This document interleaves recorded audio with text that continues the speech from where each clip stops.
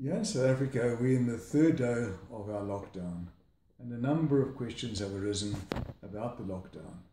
For example, we know that in our low socioeconomic population, for example, in informal settlements, it's going to be very, very difficult to maintain the lockdown. So I want to give a background, the logic behind the thinking of the lockdown, the science of the lockdown. I want to very briefly go through it. Now, to understand the lockdown, we need to really go back to what the virus is and the pandemic caused by the virus. Now, the virus is a brand new virus the population has not seen before, and therefore the global population, the world's population of humanity is totally susceptible to the virus. So therefore it can race to the virus unhindered without meeting any resistance and cause the pandemic. It's really analogous to what happened in the 1300s with the Black Death, or 100 years ago with the Spanish influenza, when the H1N1 influenza was introduced into humanity and human beings had no resistance to it. And that, of course, was responsible for upwards of 50 million, some even say 100 million deaths, many more than died in the First World War. So this is a similar situation we have now. A new virus, a totally susceptible population, no resistance to the virus.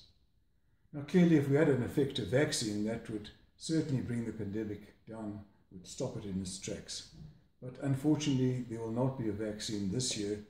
Hopefully we can hope for a vaccine sometime during next year to have a widely available effective vaccine. Until we reach that stage, we need to look at other strategies. And the strategies which have been implemented with varying degrees of success around the world, one can look at three different levels. The first level is a so-called test and isolate strategy. Now in this strategy, the idea is to identify those individuals who are infected as well as their contacts and to isolate them and thereby to break their chain of transmission. And this has successfully been used in South Korea, where the rate of new infections has come down quite dramatically, certainly very satisfactorily. The second strategy, the second level of strategy, is a so-called mitigation strategy.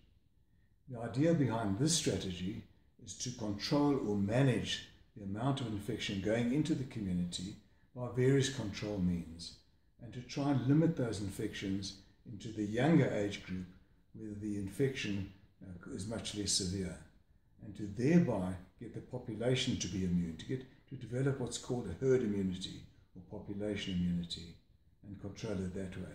And this has been used reasonably successfully in the Netherlands. There are in fact, but very few countries can in fact implement either mitigation strategy or a test and isolate strategy. The mitigation strategy was attempted in the United Kingdom for a while, but then they did a modelling, the Imperial College in London did a modelling exercise, and they showed that the mitigation strategy, if it was followed, if they didn't go to a lockdown strategy, which I'll come to just now, upwards of 250,000 people in the United Kingdom could die. They also did the United States, where up to 1 million people could die. So most countries in the world would need to follow the strategy which was adopted very successfully in China, the lockdown strategy. Yeah, in South Africa, we had to also implement a lockdown strategy for two reasons. If you look at the dynamics of the infection in this country, South Africa, in fact, has shown that the epidemic has expanded. We're one of the countries where it expanded most rapidly in the world.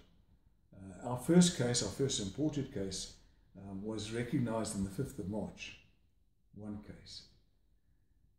And when the state president issued the declaration of disaster, that was the 15th of March, we'd gone from one case to 61 cases. Up to Friday the 27th of March, last week, this had gone up to 1,187 cases. So from one case to 61 to 1,187, we've seen an exponential increase, a rapid increase in the population. And modelling exercises have similarly shown that if we don't implement a lockdown strategy, if we reach 100 cases, which we're very close to reaching that now, of locally transmitted cases, this could then expand rapidly to over 100,000 cases in something like 20 to 30 days, or even 1 million cases in 40 days.